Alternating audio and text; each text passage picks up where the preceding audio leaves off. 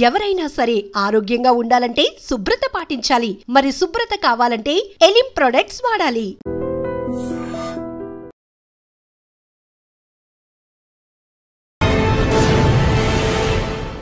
Welcome to crime diaries. ప్రజలు ఎక్కడ హక్కులు కోల్పోతారో వాళ్ళ పక్షాన గొంతుకి నిలబడతారు ఆయన. కార్మిక చట్టాలు ఎక్కడ అమలు కావో వాళ్ళ పక్షాన పోరాటం చేస్తారు ఆయన. ఆయనే ఈ వారం మన గెస్ట్. పేరు భీమారావు గారు, హైకోర్టు అడ్వకేట్, అమరావతి.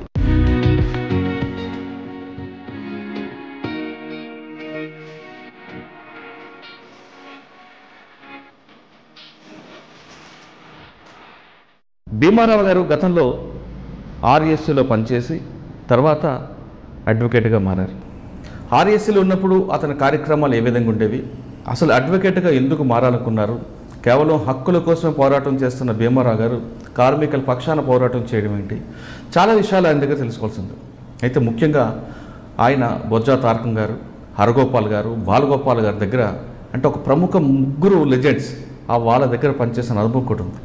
ఆయన అడిగి అసలు కార్మిక చట్టాలు ఏ విధంగా అమలు అవ్వాలి, ప్రతి కార్మికుడు తమ హక్కుల కోసం ఎలా పోరాటం చేయాలి, హక్కులు ఏ విధంగా కోల్పోతున్న వాళ్ళకి వాళ్ళ పక్షాన భీమారావు గారు ఏ విధంగా పోరాటం చేస్తారు అనే అంశాన్ని నాణ్యత తెలుసుకుంది. భీమారావు గారు నమస్తే అండి. నమస్కారం అండి.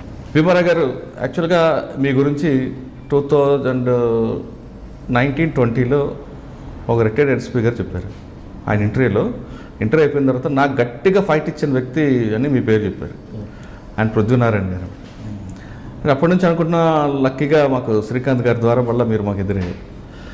సార్, యాక్చువల్గా ఆర్ఎస్ భావాలు వేరు, కమ్యూనిజం భావం వేరు ఉన్నప్పుడు ఆ వ్యక్తి ఇందులోకి ఎందుకు రావాలనుకున్నారు, వచ్చిన తర్వాత అడ్వకేట్గా మారడం అన్నది ఒక కొత్త కాన్సెప్ట్.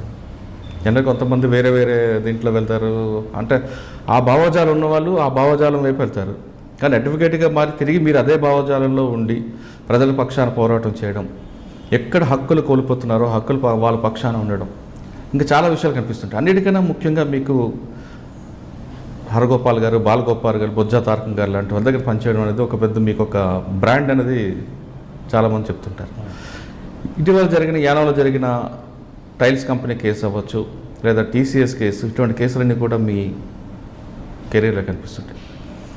జనరల్గా కార్మికులు ఎలాంటి హక్కులు ఉంటాయి, ప్రతి కార్మికుడికి ఉన్న హక్కులు ఏంటి, వాళ్ళకి ఎలాంటి అంటే వాళ్ళకి కంపెనీ వాళ్ళు ఎలా మోసం చేస్తుంటారు, వాళ్ళకి వాళ్ళ హక్కుల గురించి కానీ వాళ్ళకి సంబంధించిన విషయాలు తెలియకపోవడం అనేది, వాళ్ళ పోరాటం ఏం చేయాలి, అసలు వాళ్ళకి ఎన్ని గంటల డ్యూటీ ఉంటుంది, వాళ్ళకి కార్మిక వేతనం ఏమని చెప్తుంటుంది, కార్మిక చట్టాలు ఏం చెప్తున్నాయి అనే ప్రశ్నలకు సమాధానం చెప్పే ముందు ఒకసారి భీమారావు గారి కుటుంబ నేపథ్యం చెప్పండి. రాజమండ్రిలో చదువుకున్నాను. మా ఫాదర్ వాళ్ళది ప్రకాశం డిస్ట్రిక్ట్ ఒంగోలు దగ్గర ఉన్నటువంటి గ్రామం. ఆయన రైల్వేలో ఎంప్లాయీ. సో ఆయన రైల్వేలో బ్రిడ్జ్ ఇన్స్పెక్టర్గా ఉన్నప్పుడు రాజమండ్రిలో పోస్టింగ్ ఉండేది. రాజమండ్రిలో ఉండేవాళ్ళం. చిన్నప్పటి నుంచి అక్కడే చదువుకున్నాం. నాకు ఈ సమాజం దీనికి సంబంధించినటువంటి అంశాల మీద ఒక కాన్సన్ట్రేషన్ రావటం కానీ, ఒక సమస్యల మీద పట్టించుకోవాలని అభిప్రాయం రావటం కానీ విద్యార్థి దశ నుంచి ఉండేది. విద్యార్థిగా ఇంటర్మీడియట్లో నేను గవర్నమెంట్ జూనియర్ కాలేజ్ రాజమండ్రిలో చదువుకున్నాను. అక్కడ ఒక మాకు ప్లస్ ప్రిన్సిపాల్కి మధ్య అక్కడ ఒక చిన్న వివాదం నడిచింది. అది చాలా సోషల్ కాన్ఫ్లిక్ట్, క్యాపిటేషన్ ఫీజు ఆ టైంలో వచ్చినటువంటిది. ఆ మూమెంట్ని చాలా సీరియస్గా నడిపాము. అక్కడ నేను, డొక్కా పద్మనాభరావు, సునీల్, ఇట్లా కొంతమంది విద్యార్థులు ఉండేవారు. అక్కడ పీడిఎస్ ఆధ్వర్యంలో ఆర్గనైజ్ అయ్యింది. అప్పుడు అది చాలా పెద్ద మూమెంట్గా నడిచింది. ఎంత అంటే ఒక సంవత్సరం పాటు పెద్ద మూమెంట్ అది. అక్కడ ఆ మూమెంట్లో ఈ డొక్కా పద్మనాభరావు అనేటువంటి ఆయన, ఇప్పుడు రోహిత్ ఏ రకంగా అయితే సూసైడ్ చేసుకుని చనిపోయే పరిస్థితి వచ్చిందో, ఆ మూమెంట్లో ఆ రోజుల్లో డొక్కా పద్మనాభరావు అనేటువంటి వ్యక్తి సెల్ఫ్ ఇమోలేషన్ చేసుకొని ఆ మూమెంట్లో చనిపోయాడు. సో అప్పటి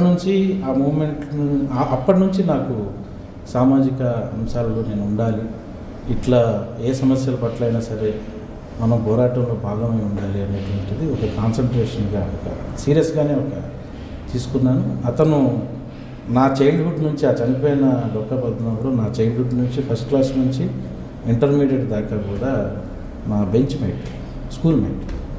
సో అది అక్కడ కూడా క్యాస్ట్ అట్రాసిటీకి సంబంధించినటువంటి ఫైట్ అది.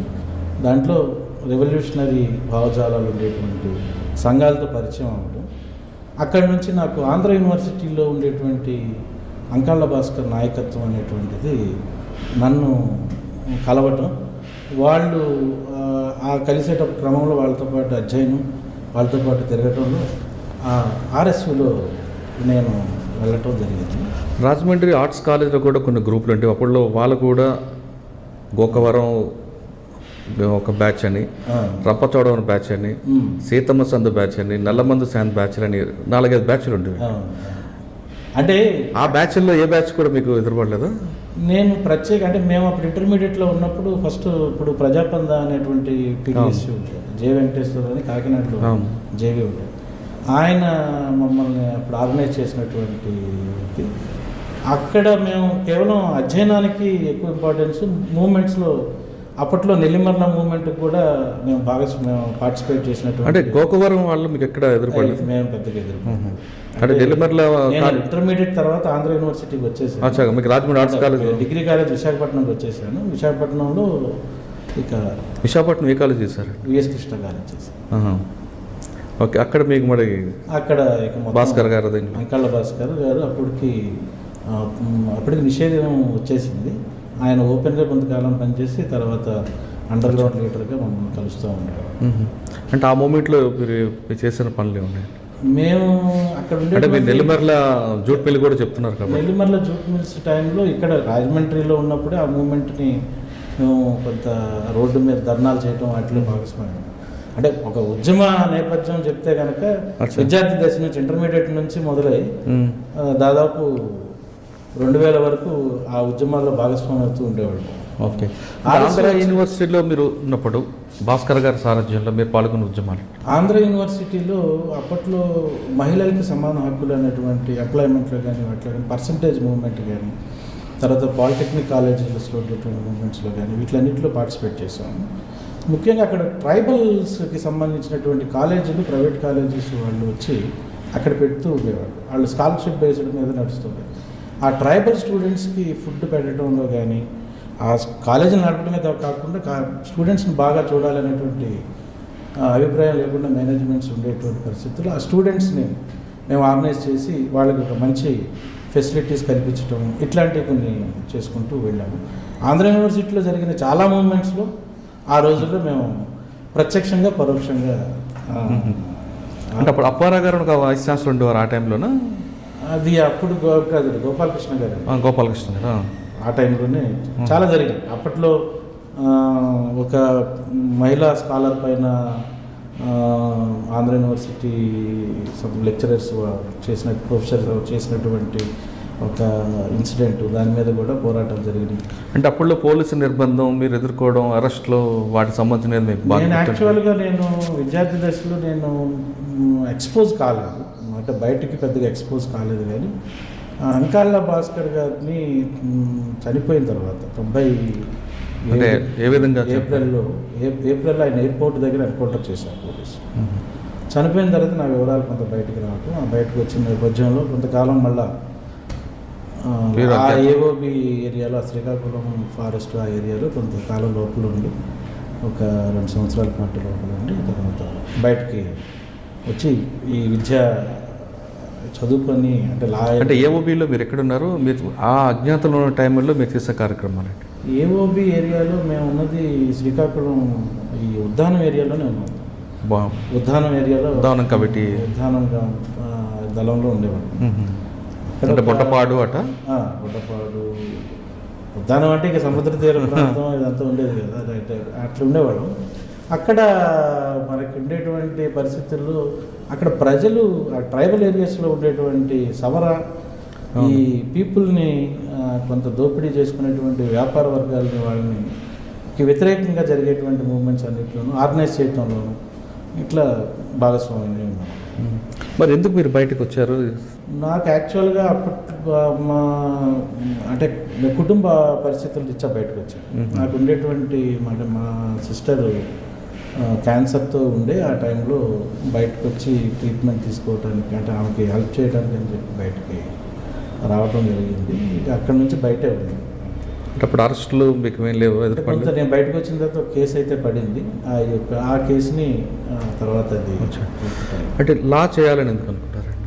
నేను యాక్చువల్గా అయితే మేము బయటకు వచ్చిన తర్వాత జరిగిన ఏదో ఒక అంటే ఒక మూమెంట్కి ఉపయోగపడేటువంటి పరిస్థితుల్లో ఉండాలి అని అంటే ఖచ్చితంగా అప్పటికి అంటే అకాడమిక్ కోర్స్ అంతా కూడా కొంత బ్రేక్ అయిపోయింది.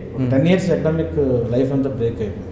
సో లా చేసి సొసైటీలో ఈ క్యాస్ట్కి సంబంధించినవి, ఈ అసమానతలకు సంబంధించినవి వాటిల్లో రైట్స్ ఓరియంటెడ్గా మనం ఫైట్ చేయాలి, రాజ్యాంగాన్ని అమలు పరిచేటువంటి విధంగా మనం ఫైట్ చేయాలనే ఉద్దేశంతో ఒక సీరియస్గానే లా చేయడం. ఎక్కడ చేశారండి? ఆంధ్ర యూనివర్సిటీ LLM చేశాను, ఆంధ్ర యూనివర్సిటీలో చేశాను. తర్వాత మీరు ఎవరి దగ్గర ప్రాక్టీస్లోకి రాగానే అంటే అడ్వకేట్గా ఎన్రోల్ అవగానే నా డ్రీమ్ బాలగోపాల్ గారిగా చేరాలని అనుకుంటున్నాను. ఎందుకు ఆయన ఎందుకు ఎంచుకున్నారండి? అంటే అప్పటికే ఆయన హక్కుల న్యాయవాదిగా పీక్ పేరున్నటువంటి వ్యక్తి. నిజంగానే అంత కమిట్మెంట్ బయట మేము ఉన్నప్పుడు కూడా ఆయన అంటే ఇన్స్పైరింగ్గా ఉండేది. సో ఆయన దగ్గర చేరాలని దాదాపు 1 సంవత్సరం పాటు ఎవరి దగ్గర చేరకుండా వెయిట్ చేశాను. GS కృష్ణ గారని వైజాగ్లో ఉంటారు, హ్యూమన్ రైట్స్ లీడర్ ఇప్పుడు ప్రస్తుతం. ఆయన్ని మా భాస్కర్ అన్న వాళ్ళ అన్న ధర్మన్న ఫోన్ చేసి అడిగి బాలగోపాల్ గారి దగ్గర చేరాలనుకుంటున్నాడు అంటే బాలగోపాల్ గారి దగ్గర ఆయన సాధారణంగా ఎవరిని ఎంకరేజ్ చేయరండి? అంటే అప్పటికి చాలా మంది రాజశేఖర్ గారు ఒక రకంగా చెప్పాలంటే ఆయన దగ్గర చేరటం కోసం చాలా కాలం వెయిట్ చేశాను, కలుస్తూ ఉండేవాడు.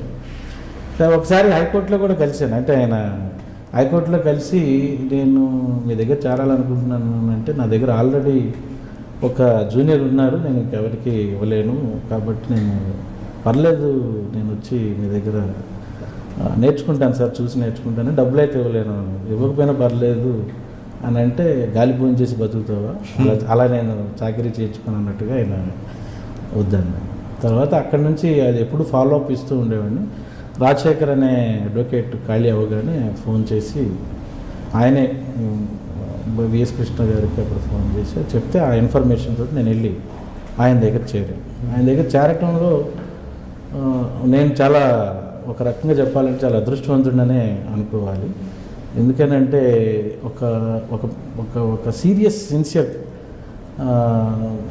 లాయర్స్ ఎట్లా ఉంటారు, అంటే హక్కులకు సంబంధించినటువంటి లాయర్స్ ఎట్లా ఉంటారు, నిజంగా ఈ ప్రజలకు సేవ చేయాలంటే ఈ వృత్తి ఏ రకంగా పని చేస్తే అది సమాజానికి సమాజానికి ఉపయోగపడుతుంది అనేటువంటిది ఆయన దగ్గర నేర్చుకోవడం. ఒక లెజెండ్ ఆయన లైఫ్లో ఖాళీగా ఉన్న సమయాన్ని నేను చూడలేదండి. బాలగోపాల్ గారు ఖాళీగా ఈ క్షణం ఖాళీగా ఉండి చిట్ చాట్ చేసినటువంటి సందర్భం నేను ఏ రోజు చూడలేదు. నేను ఆయన దగ్గర 5 ఏళ్ల పాటు పనిచేశాను. 5 ఏళ్ల పాటు నేను ఎక్కడ ఆ రకమైనటువంటి. సార్, బాలగోపాల్ గారి దగ్గర 5 సంవత్సరాల్లో మీకు బాగా గుర్తుండిపోయే ఒక కేసు వివరాలు? ఆయన చాలా అంటే ఒకటి కాదండి, చాలా కేసులు చేశారు. ఇప్పుడు ఉదాహరణకి మన వాకపల్లి కేసు ఆయన దగ్గర ఆయన మొదట అంటే పోలీసులు అక్కడ ఉండేటువంటి మహిళల్ని రేపు అత్యాచారం చేసినటువంటి పరిస్థితుల్లో వాళ్ళపైన నేరాన్ని తీసేయమని చెప్పి క్వాష్ పిటిషన్కి ఇచ్చారు. ఆ క్వాష్ పిటిషన్లో బాలగోపాల్ గారు ఆర్గ్యూ చేయడం జరిగినటువంటి పరిస్థితి అది నిలబడిపోయింది. ఇప్పుడు తర్వాత దాన్ని బుద్ధధారకం గారు టేకప్ చేసి ఆ పోలీసుల మీద ఈరోజు ట్రయల్ జరగడానికి కారణం బాలగోపాల్ గారు, తర్వాత బుద్ధధారకం గారు. కానీ ఆ కేసు మీరు పూర్తిగా స్టడీ చేస్తుంటారు. కానీ అందులో అసలు 376 వచ్చిందంటారా, లేదా 354నే దానికి కావాలని? 376 ఖచ్చితంగా ఎస్టాబ్లిష్. అక్కడున్న పోలీసులు కొంతమంది చెప్పడం ఏంటంటే గ్రామీణ ప్రాంతాల్లో గిరిజన వెళ్ళి ఎంత మూకుడు మీద రేపు చేయడం అనేది అసాధ్యం, మా వాళ్ళు మిస్బిహేవ్ చేస్తుంటారు, కానీ వాళ్ళు కొంతమంది ప్రొవోక్ చేసి ఈ విధంగా 376 పెట్టే విధంగా చేశారని అప్పట్లో వాదన వచ్చింది. అంటే 376, 354 అనేటువంటిది పక్కన పెడితే హైకోర్టు అయితే వాళ్ళపైన ఉండేటువంటి ఆరోపణ ఏదైతే ఉందో దాంట్లో వాస్తవం ఉంది కనుక దీన్ని ట్రయల్ చేయాల్సిందే అనే విధంగానే కోర్టు తన తీర్పును తను ఇచ్చింది. కాబట్టి 376, 354 అనేటువంటిది ఈరోజు ట్రయల్ నడుస్తూ ఉంది అక్కడ కోర్టు సబ్జుడీస్. కాబట్టి అట్లీస్ట్ అది రేపొద్దున అది ఏ రూపంలో బయటకు వస్తుంది అనేటువంటి తర్వాత సంగతి. కానీ 376, 354 అనేటువంటిది ఖచ్చితంగా ప్రూవ్ అవుతుంది. 354 కాదు 376 ప్రూవ్ అవుతుంది అనేటువంటిది నా నమ్మకం. కానీ మెడికల్ రిపోర్ట్ దానికి అనుకూలంగా ఉందంటారా? ఎందుకంటే అప్పుడులో కేజీహెచ్ హాస్పిటల్ తీసుకురావడం, వాళ్ళని పరీక్షలు చేస్తున్నారు, చాలా కార్యక్రమాలు జరిగాయి. మెడికల్ రిపోర్ట్స్లో చాలా ఆలస్యాలు అవి జరిగాయి. 376లో కామన్గా మహిళా స్టేట్మెంట్, అంటే ఏ బాధితురాలు స్టేట్మెంట్ ఏదైతే ఉందో ఆ స్టేట్మెంట్ ఈజ్ ఇనఫ్. అది తను చేయలేదని ప్రూవ్ చేసుకోవాల్సింది నిందితుడు. అవును, ప్రధానంగా నిందితుడి మీద భారం ఉంటుంది. కాబట్టి అది మెడికల్ ఎవిడెన్స్ ఉన్నా లేకపోయినా, మెడికల్ ఎవిడెన్స్ సంబంధించినటువంటి అంశం పక్కన పెట్టినా, అక్కడైతే సాక్షులు కానీ మిగతా వాళ్ళు కానీ చాలామంది 376 జరిగింది అనేటువంటిది ఉన్న వాస్తవం. ఓకే, తర్వాత ఇంకొక మంచి కేసు చెప్పండి. ఇక ఆయన ఇక్కడ ఉండేటువంటి హోటల్ రంగం ఏదైతే ఉందో, ఈ హైదరాబాద్లో ఉన్న హోటల్ రంగంలో పనిచేసే చాలామంది కార్మికులకి అంటే అన్యాయంగా అన్ఫేర్గా వాళ్ళని తీసేస్తున్నటువంటి సందర్భాలు ఉంటాయి. వాళ్ళు ఏదో ఒకరోజు రాకపోతే, వాళ్ళకేదో వాళ్ళ మదర్ బాగలేకపోయినా, ఫాదర్ బాగలేకపోయినా, కార్మికుడు ఒకరోజు రాకపోతే ఆ ఉద్యోగాన్ని తొలగించినటువంటి సందర్భాలు చాలా చాలా చాలా కేసులు ఉన్నాయండి. అలాంటి కార్మికుల పక్షాన బాగా నిలబడి వాళ్ళందరికీ న్యాయం, ఉద్యోగాలు వచ్చినాయి. ఈ రోజుకి కూడా మేనేజ్మెంట్ హైకోర్టుకి వెళ్ళి, ఆ హైకోర్టుకి వెళ్ళడం వల్ల అక్కడ చట్టంలో ఏముందని అంటే, కార్మికుడు లేబర్ కోర్టులో గెలిచిన తర్వాత ఆ గెలిచినటువంటి జడ్జిమెంట్ని మేనేజ్మెంట్ కనుక ఛాలెంజ్ చేస్తే, ఆ ఛాలెంజ్ చేసినటువంటి క్రమంలో, ఆ ఛాలెంజ్ చేసిన కాలం మొత్తం కూడా తను ఆ కార్మికుడు లాస్ట్ డ్రాన్ వేజెస్ చట్టం ప్రకారంగా చెల్లించాలి. ఇప్పటికీ చెల్లిస్తున్న కేసులు చాలా ఉన్నాయి. ఇప్పటికీ ఆ కార్మికులు ఆ రకంగా 17B వేజెస్ని తీసుకుంటున్నటువంటి కేసులు చాలా ఉన్నాయి. ఒకటి కాదులేండి, అంటే బాలగోపాల్ గారు చేసిన ఈవెన్ లార్జర్ బెంచ్లో ఎన్కౌంటర్లో పార్టిసిపేట్ చేసినటువంటి పోలీసులు మీద సెక్షన్ 302 అమలు చేయాల్సిందే అనేటువంటి ఆజాద్ కేసు. ఆజాద్ కాదు, ఏపీసీఎల్సీ వాళ్ళు ఫైల్ చేసినటువంటి కేసులో ఏపీసీఎల్సీ తరఫున తారకం గారు, బాలగోపాల్ గారు ఇంకొక బాధితుల తరఫున అది లార్జర్ బెంచ్కి వెళ్ళింది. 5 జడ్జెస్ బెంచెస్కి వెళ్ళింది ఇదే హైకోర్టులో. అందులో పోలీసులు ఆ ఎన్కౌంటర్లో పార్టిసిపేట్ చేసినటువంటి పోలీసుల పైన కూడా 302 పెట్టాల్సిందే అనేటువంటి తీర్పుని తీసుకురావడంలో మా తారకం గారు, బాలగోపాల్ గారు ఇద్దరి పాత్ర ప్రధానమైనది. అప్పుడు కన్నాభిరామ్ గారు కూడా ఉన్నారు, ఆయన కూడా భాగంగా.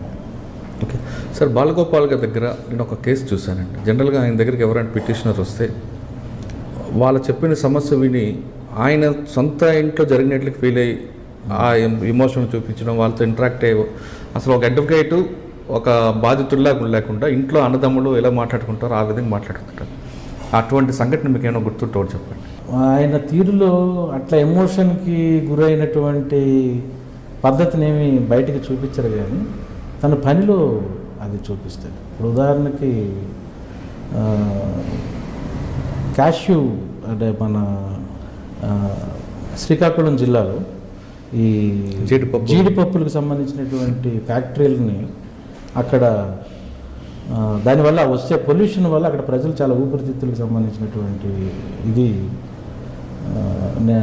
డిసీజెస్ని ఎదుర్కొంటూ ఉన్నారు. వాళ్ళందరి తరఫున పొల్యూషన్ కంట్రోల్ బోర్డు వాటిల్లో ఇక్కడికి వచ్చి దాన్ని తొలగించడానికి కేసు పెడితే, అక్కడ ఉండేటువంటి ఆ ఫ్యాక్టరీని తొలగించి అక్కడ చాలా దూరానికి తీసుకెళ్లాలనేటువంటి ఒక కేసు పెడితే, ఆ కేసులో పొల్యూషన్ కంట్రోల్ బోర్డులో సార్ అపీర్ అయ్యారు. నిజంగానే పొల్యూషన్ కంట్రోల్ బోర్డులో అటువంటి తీర్పు అప్పుడు ఇప్పుడున్న బెంగళూరు కర్ణాటకకి వెళ్ళిపోయిన ఎస్వి భట్ గారు, జస్టిస్ ఎస్వి భట్ గారు అప్పుడు ఆ ఫ్యాక్టరీ ఓనర్స్ తరఫున న్యాయవాదిగా పొల్యూషన్ కంట్రోల్ బోర్డులో ఉన్నాను. ఆ కేసులో కూడా బాలగోపాల్ గారు బాగా గెలిచారు. అదొకటి శ్రీకాకుళంలో జరిగినటువంటి చాలా మూమెంట్స్. అంటే జనరల్గా ఆయన జూనియర్స్ ఏం చెప్తుంటారండి? ఎక్కువ ఏం చెప్పరండి, ఆయన చూసి నేర్చుకోవాల్సింది అంతే. ఆయన చెప్పేదే ఉండదు,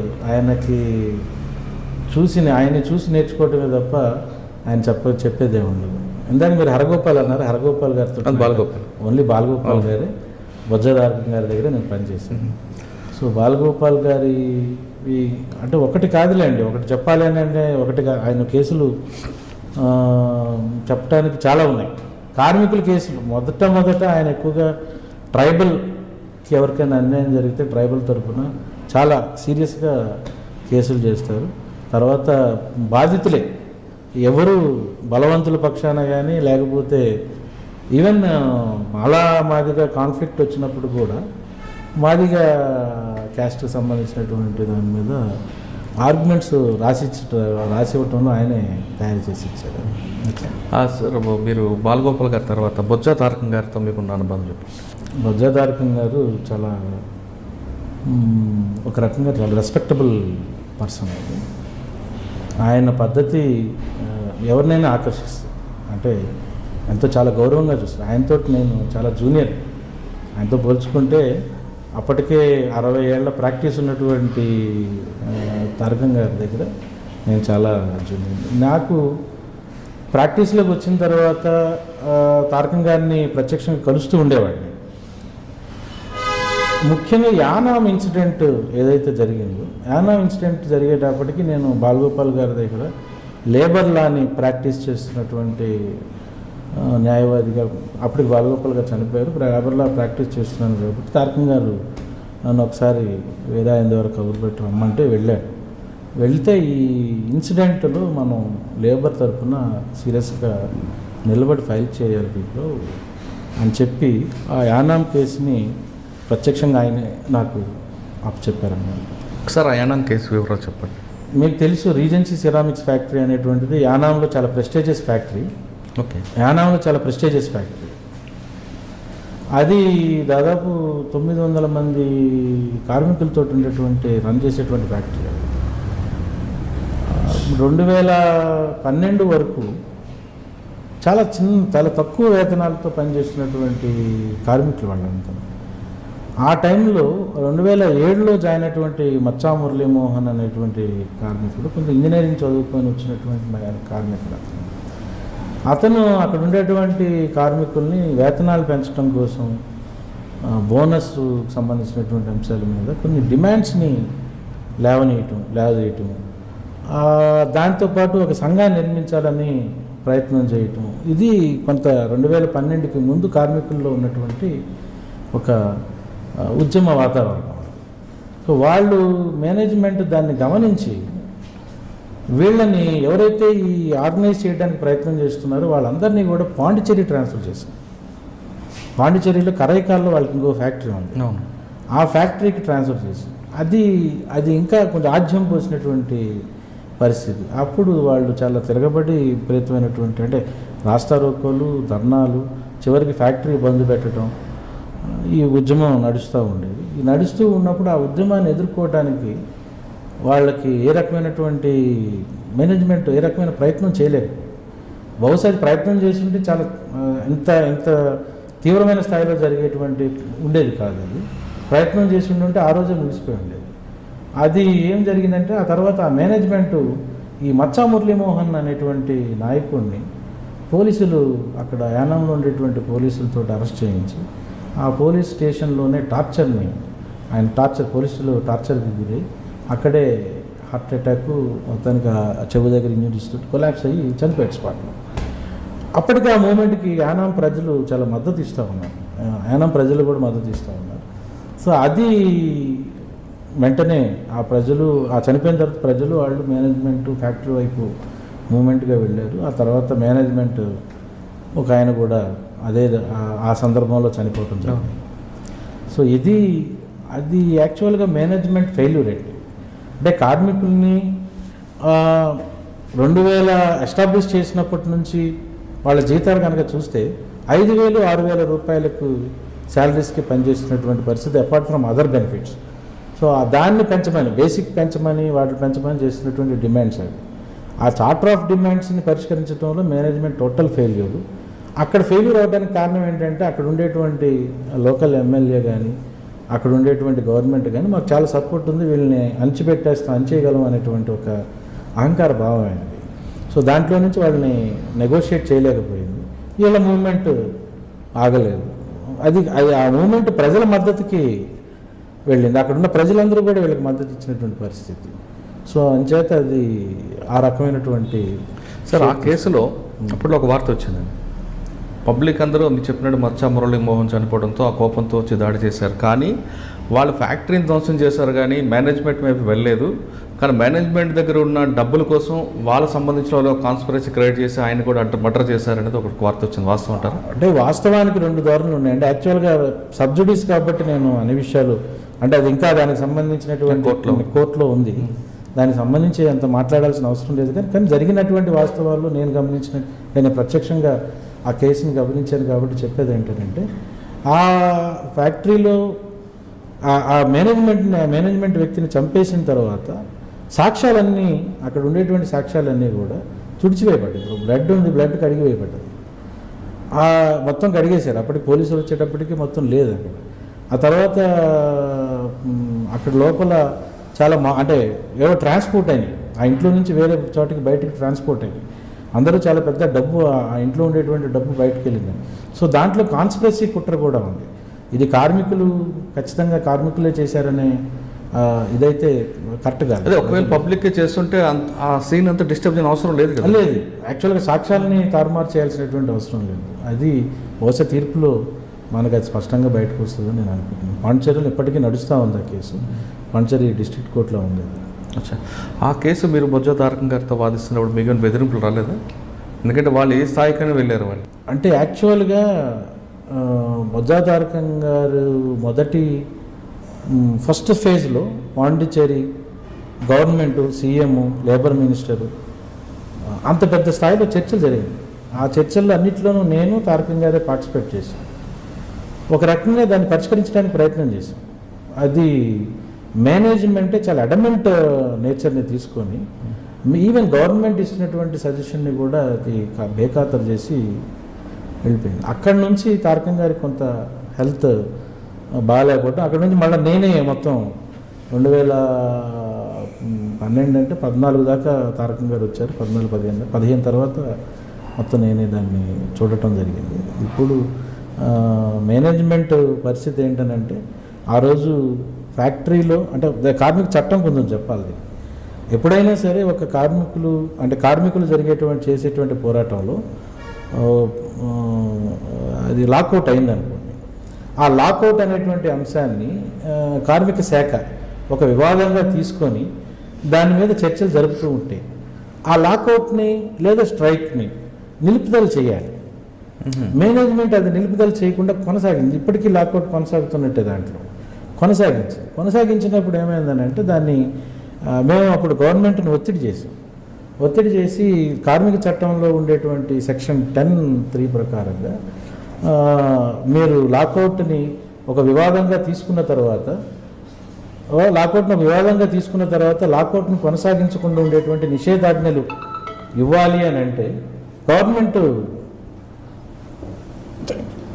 అప్పుడు ఆ లాకౌట్ని